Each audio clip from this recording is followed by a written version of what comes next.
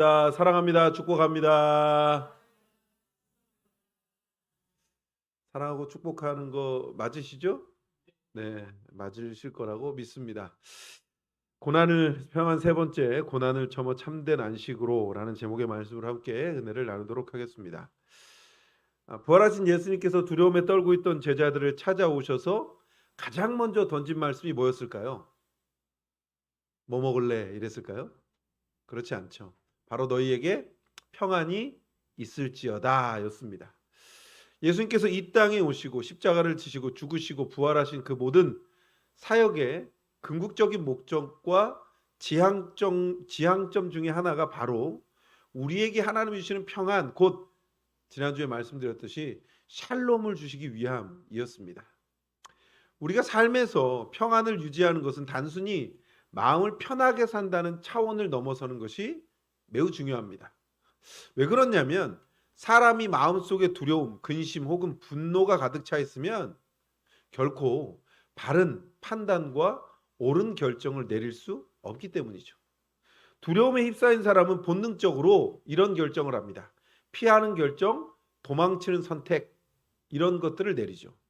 그러나 인생의 수많은 정답과 하나님의 축복은 도망치는 자리가 아니라 우리가 두려워하는 그 고난과 직면하는 한복판에 있을 확률이 매우 높습니다.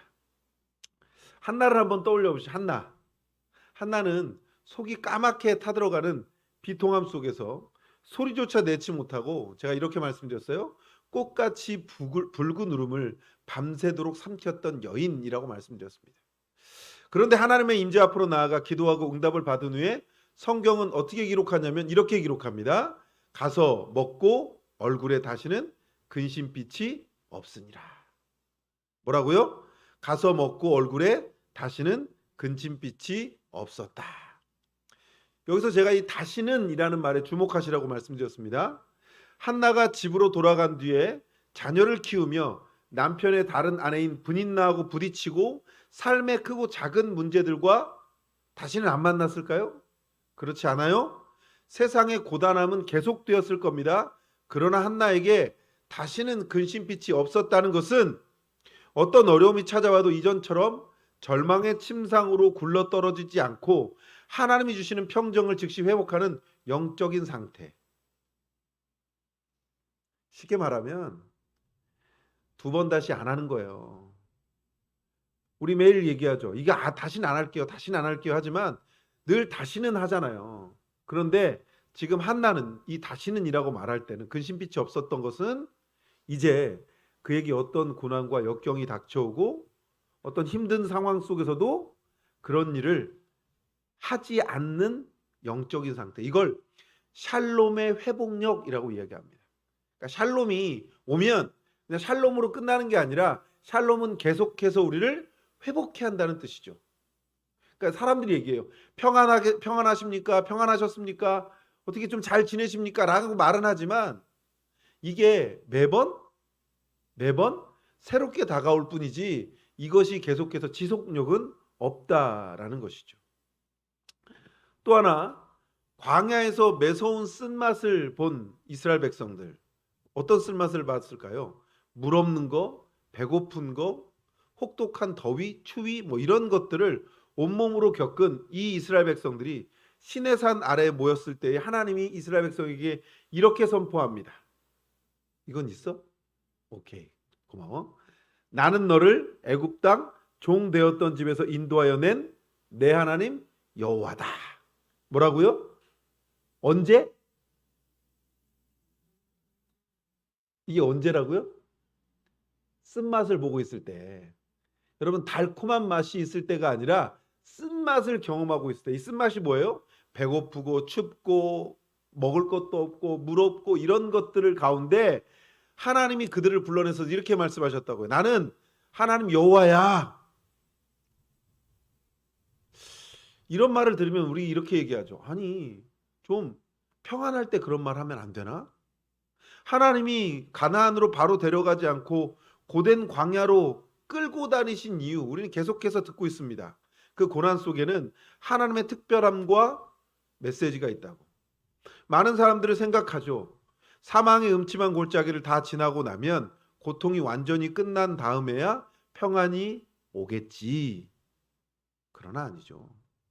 하나님의 샬롬은 사망의 음침한 골짜기를 다 지난 후가 아니라 바로 그 골짜기 한복판에서, 기억하십시오, 동시에 주어지는 겁니다. 시편 23편의 다윗은 샬롬이라는 단어를 직접 쓰지 않고 이렇게 고백합니다. 같이 읽겠습니다. 여호와는 나의 목자시니 내게 부족함이 없으리로다. 다윗은 내게 가진 것이 많습니다 라고 이야기하지 않고 이렇게 얘기합니다. 부족함이 없다. 내가 가진 게 많아가 아니라 내가 부족함이 없다, 이런 거예요. 이건 제가 지난주에 말씀드렸던 것처럼 사르밧 과부의 기름병과 가루통처럼 산더미같이 쌓아놓은 재산은 없을지라도 결코 다하여 마르지 않는 하나님의 의미, 이런 겁니다. 내 삶에서 무언가 빠져나가 버리고 잃어버리는 것 같지만 하나님께서 결코 다 고갈되지 않게 채워주시는 은혜, 이게 바로 고통 속에서 누리는 샬롬의 신비라는 겁니다. 사람들은 샬롬이라고 말하면 이제 괜찮아가 아니라, 괜찮은 게 아니라 나에게서 뭔가 빠져나가고 아무것도 남아있지 않은 것 같지만 그럼에도 다시 채워지는 은혜, 이걸 샬롬이라고 한다는 겁니다. 기독교 역사 속에 위대한 성자로 추앙받는 사람이 한 사람 있습니다. 아우구스티누스라고 이야기하죠.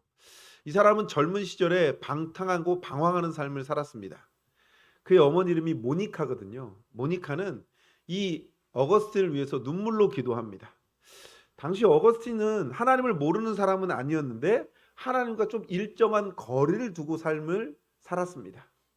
어거스틴이 쓴 고백록이라는 책에 보면 그의 솔직한 기도가 이렇게 되어 있습니다. 하나님, 내게 순결을 주십시오. 내게 절제를 주십시오.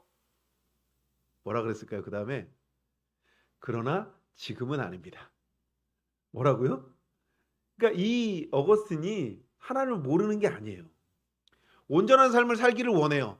그러나 그 기도가 당장 응답될까 봐 걱정했던 사람인 거죠. 하나님은 은혜는 주시되 조금 나중에 주십시오. 적금 다 타고 내 마음대로 다 놀아보고 삶이 다 정리되면 그때 가겠습니다. 이런 것처럼 하나님을 적당히 피해 다녔던 사람입니다. 이런 사람 우리 주변에 많죠. 특히나 모태신앙들. 어려서부터 어머니가 열심히 교회 다녔던 어른들 중에 이런 분들 굉장히 많습니다. 그런 분들에게 전도하면 꼭 그래요. 저 예전에 교회 다녀봤는데요. 예수 믿어봤는데요. 저 하나님에 대해서 잘 알아요. 저 죽기 전에는 교회로 돌아갈 거예요. 그리고 가끔 한 번씩 부모님을 통해서 교회에 헌금도 합니다. 왜요? 큰일 날까 봐. 어거스틴하고 비슷한 거죠. 그러나 하나님의 은혜가 어거스틴을 강권적으로 사로잡았을 때 비로소 그는 하나님 안에서 진정한 안식을 얻고 이렇게 고백합니다. 주여, 주께서 우리를 주님을 향해 살도록 창조하셨으므로 우리의 마음이 주님 안에서 쉴 때까지는 결코 참된 안식을 누릴 수 없습니다. 하나님, 저하고 거리 이 정도 두세요 라고 했던 사람이 뭐라고요? 하나님 안에서밖에 안식은 누리지 못합니다. 이렇게 고백한다고요. 사랑하는 성도 여러분, 행복한 삶을 사람들이 추구합니다. 그러나 막상 하나님이 주시는 행복과 거룩의 자리를 두려워하며 피하고 살아가죠. 세상의 그 어떤 기분 전환이나 취미 생활도 우리 영혼에 참된 샬롬을 줄 수 없습니다. 제가 낚시 좋아하는 분 많이 알거든요. 낚시 도구 하나에 몇천 있어요. 근데요, 그분들이 낚시를 하고 돌아오면서 항상 이렇게 풀어주시더라고요. 왜 그러냐 그랬더니 집에 가봐야 먹지도 못하고 이제는 먹기도 싫어요. 제가 그러면 그래요. 그럼 낚시 왜 해요? 그냥 시간 때우려고요. 마음의 평안은 있어요. 아니요. 낚시가 안 되면 죽겠어요. 아니, 그 안식을 얻으려고 하는데 참된 안식도 없는 거 그거 왜 합니까? 제가 고스톱 잘 치시는 분들 잘 알거든요.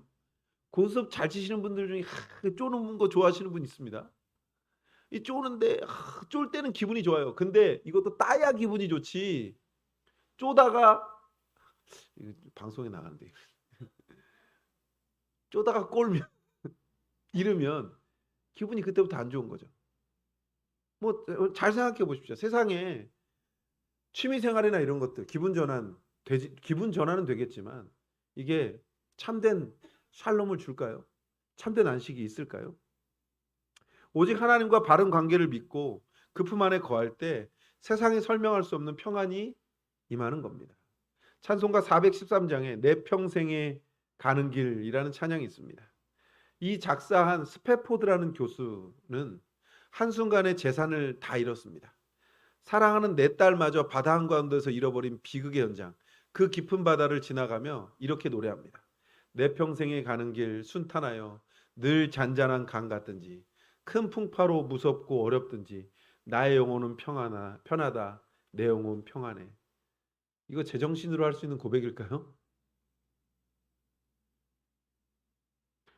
전 재산 다 잃고 몸까지 망가져가면서 내 딸 다 잃었는데 세상의 논리로는 설명할 수 없는 이 평안, 이건 오직 하나님과 깊은 관계 속에 있는 사람들만이 경험하는 거룩한 신비입니다. 그러니까 하나님을 모르면 이런 평안은 없습니다. 사랑하는 성도 여러분, 평안을 경험하고 싶으시면 하나님을 만나야 돼요. 오늘 히브리서 4장을 보면 계속해서 안식이라는 개념이 등장합니다. 히브리서 기자는 4장 1절에서 충격적인 경고를 던지는데 함께 읽어볼까요? 시작!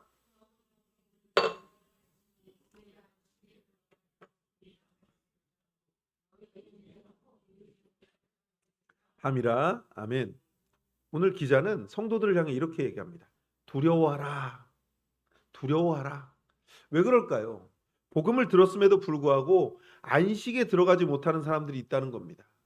복음을 들었는데 안식을 경험하지 못하는 사람들이 있다는 겁니다. 복음이 안에 있는데도 아침에 말씀드렸듯이 성령 안에 거하는데 이 평안이 없다라는 거죠. 2절 말씀엔 이렇게 되어 있습니다. 그들과 같이 우리도 복음 전함을 받은 자이나 들은 바 말씀이 그들에게 유익하지 못한 것은 듣는 자가 믿음과 결부시키지 아니함이라. 이렇게 되어 있습니다. 하나님의 은혜와 복음의 비가 단비처럼 쏟아지는데 불신앙이라는 우산을 꼭 쓰고 있어서 은혜의 비를 단 한 방울도 맞지 않는 사람들이 있다는 겁니다. 들려오는 하나님의 말씀을 나의 믿음과 결합시키지 않으면 복음은 내 삶에 아무런 유익을 주지 못하고 참된 안식으로 들어갈 수 없다는 거죠. 여러분, 출애굽기에 등장하는 광야 1세대를 한번 기억해 보실까요? 그들이 보았던 건 뭡니까? 10가지 재앙 중에 하나님이 살리시는 걸 보았죠. 그것만 봤을까요? 홍해의 기적을 보았습니다. 그리고 광야에서 만나와 메추라기를 보았습니다. 물이 폭포수같이 쏟아지는 걸 보았습니다. 하나님의 기적을 눈으로 보면서 애굽을 나오지만 광야에서 그들이 끊임없이 했던 건 뭘까요? 불평하고 불순종이었습니다. 결국 약속의 땅 가나안이라는 안식에 들어가지 못했던 거죠. 반면 광야 2세대는 어떠했을까요? 요단강이 범람할 때 믿음으로 발을 내디뎠습니다. 그죠? 요단강이 모매기 거두는 시기에는 요단강에 물이 가득 차는데 그 가득 찬 곳에 발을 내딛습니다. 강을 건너죠. 적진 바로 앞인 길갈이라는 곳에서 전투 능력을 상실해버리는 할례를 받으라는 도저히 이해할 수 없는 명령에 순종했습니다. 적의 무기가 쏟아질 수 있는 여리고성 주변을 아무 말 없이 매일 한 번씩 7째 날에는 7바퀴를 도는 명령에 순종합니다. 하나님은 왜 우리 상식으로 이해되지 않는 순종을 요구하실까요? 왜 순종을 요구하실까요? 우리는 단 1분 뒤의 일도 알지 못하는 한계 있는 존재이기 때문입니다. 내 생각과 내 경험을 내려놓고 하나님의 말씀에 순종할 때 그 순종의 끝에서 하나님의 위대하심을 목도하게 되는 겁니다. 비로소 샬롬이 우리 심령에 뿌리를 내리게 되는 거죠. 신명기 5장 14절을 보면 하나님께서 안식일에 대해서 이렇게 명령하십니다. 제가 읽어드릴게요. 7째 날은 내 하나님 여호와의 안식일인즉 너같이 안식하게 할지니라. 그래서 이 참 흥미로운 단어가 등장하는데 히브리어 단어에 차이가 있어요. 하나님이 창세기에서 6일간 만물을 창조하시고 안식하셨을 때 쓰인 단어는 샤밧입니다. 샤밧. 기억하세요? 뭐라고요? 이렇게 샤베트, 그죠? 샤밧. 그리고 이스라엘 백성에게 너희도 쉬라고 하셨을 때 안식은 누아흐입니다. 누악 이렇게 하시면 돼요. 뭐라고요? 앞에 뭐요? 벌써 잃어버리시면 감사합니다. 샤베트, 누아흐. 네. 근데 누아흐는 우리가 일반적으로 아는 노동을 멈추고 피로를 푸는 휴식을 누아흐라고 합니다. 샤바트는 하나님이 피곤해서 쉬신 것이 아니라 창조주로서 만물에 대한 주권과 완성 그리고 통치를 선포하시는 거룩한 안식을 샤밧이라고 하는 겁니다. 그러니까 성도의 참된 휴식, 이 누아흐는 하나님의 거룩한 안식, 샤밧에 뿌리를 두어야 하는 겁니다. 단순히 일을 쉬고 뒹굴뒹굴 하는 것이 안식이 아닙니다. 사람들이요, 주일에 교회 오라고 하면 6일 동안 그렇게 열심히 일했는데 왜 교회를 가야 돼요? 나도 좀 쉴게요. 많거든요. 이게 정립이 안 되니까 그래요.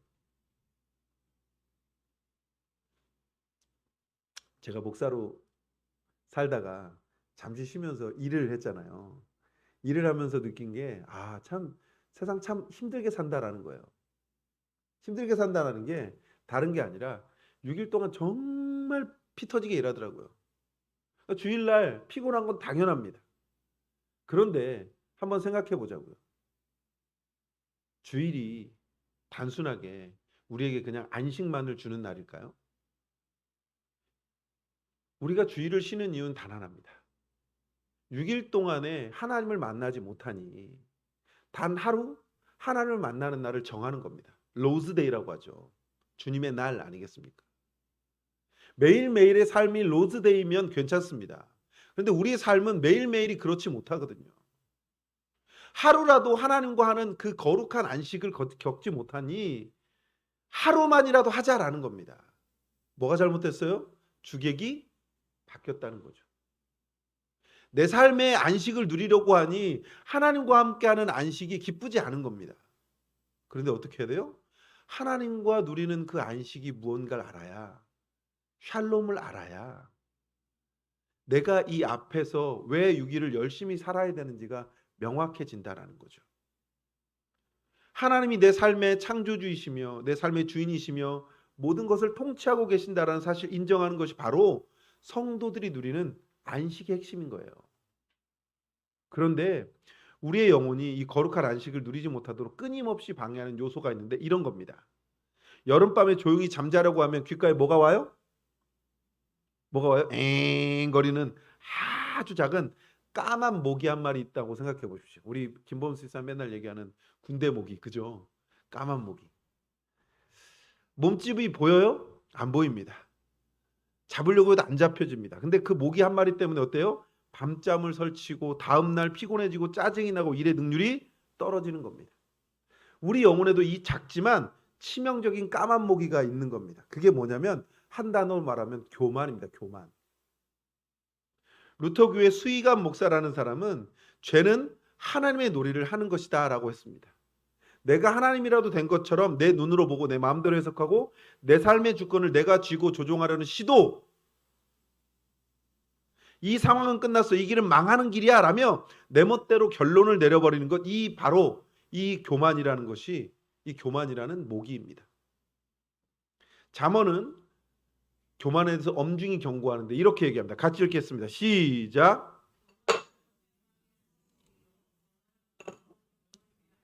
한 번 더 읽습니다. 여호와는 교만한 자의 집을, 뒤에 거 없어? 여호와는 교만한 자의 집을 허르시며 내 영혼의 샬롬을 해치는 1%의 작은 교만의 모기, 내 생각과 감정을 하나님보다 우위에 두려는 이 교만의 모기를 예수 그리스도 이름으로 반드시 잡아내야 하는 겁니다. 말씀을 정리해 보겠습니다.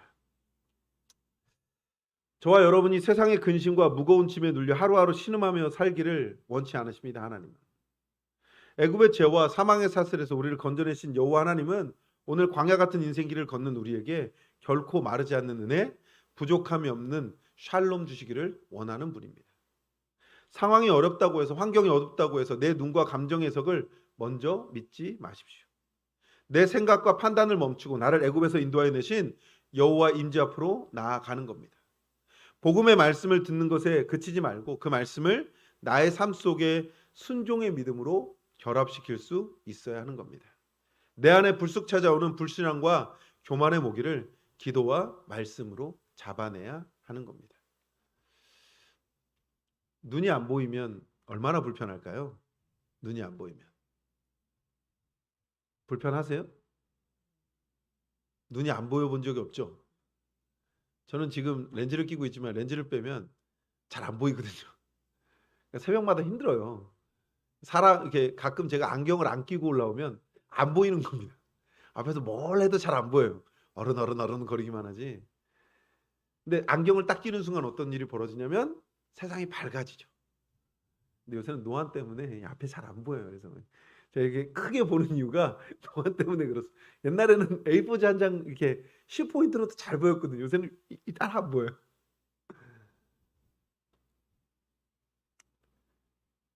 그런 우리인데 내 눈에 보이는 걸 뭘 자꾸 믿으세요. 눈이 가리워지면 안 보여요. 여러분, 눈이 안 보이는 시각장애인들이 가장 먼저 발달하는 게 뭔지 아세요?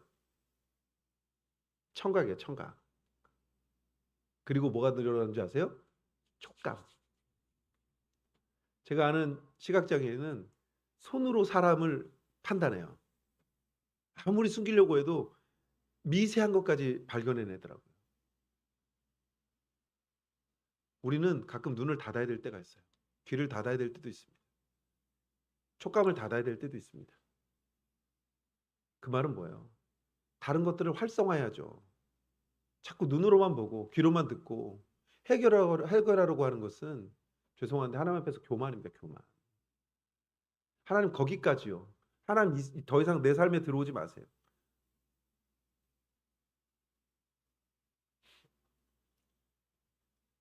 제가 신방을 안 하는 이유에 대해서 많은 분들이 이제 목사님은 왜 신방 안 하세요? 예전 목사님은 신방도 하셨는데 신방할 만큼의 힘이 안 생기는 것은 아닌데 신방한 지 얼마 안 되셨잖아요. 근데 또 신방하면 얼마나 힘드시겠어요? 좀 시간을 좀 두고 해야지. 근데 신방을 하면 한 집을 좀 자세하게 좀 하고 싶습니다. 이야기도 좀 듣고 기도의 제목도 좀 듣고 또 제가 어떤 것들을 좀 기도하면서 좀 해결해 드려야 되는지 좀 그러고 싶습니다. 그러기 때문에 좀 미루고 있는 겁니다. 근데 그러기 전에 제가 지금 신방은 안 해도 여러분들에 대해서 계속해서 기도하면서 하나님의 말씀을 듣고 있습니다. 하나님이 여러분들을 어떻게 이끌어 가실지, 하나님이 우리 영업교회를 어떻게 이끌어 가실지 저는 지금 기도하는 중입니다. 그냥 철저하게 그냥 강단 앞에 엎드려서 하나님께 기도하는 게 제 첫 번째 일인 것 같습니다. 언젠가 이제 다시 달릴 때가 되면 여러분들 몰아치면서 달려가게 될 겁니다. 너무 서로 번잡하지 말자고요. 지금은 우리가 함께 이 샬롬을 붙들 때입니다. 하나님 주신 그 은혜를 기대할 때입니다. 사랑하는 성도 여러분,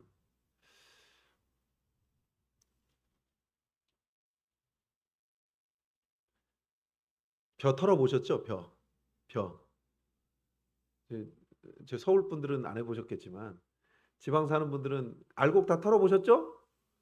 알곡 털면 그 털고 끝나요? 다시 또 뭐 해야 돼요? 나눠야 될 거예요. 알곡과 쭉정이를 나눠야 될 거 아닙니까? 예? 탈탈 털면 뭐만 남아요? 대놓고 털면 뭐만 남아요? 쭉정이만 남아요? 문제가 있는 겁니다. 그거 잘못 튼 거예요. 알곡 다 날아가고 쭉정이 하려면 뭐하러 해요? 털다 보면 바람에 뭐가 날아가요? 쭉정이들이 날아가죠. 그죠?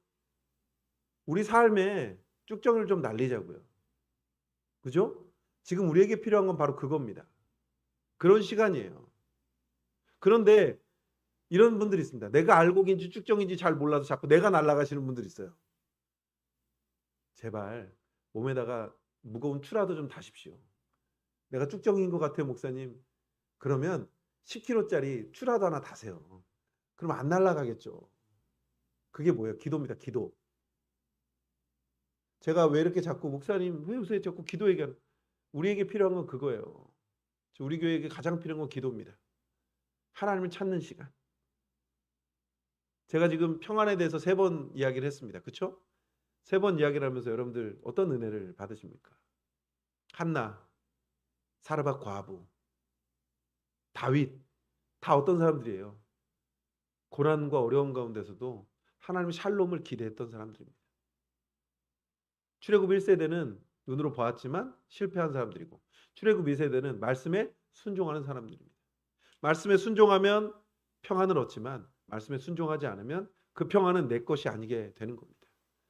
이번 한 주 여러분들에게 어떠한 은혜가 있을지 기대해 보십시오. 그리고 하나님의 은혜를 간구하시고 하나님 때문에 행복한 우리 영혼교회가 되기를 주의 이름으로 소망합니다. 사랑하는 성도 여러분, 우리의 삶 전체가 하나님께 영광이 되는 귀한 인생 살아가시는 사랑하는 영혼교회 성도님들 되시기를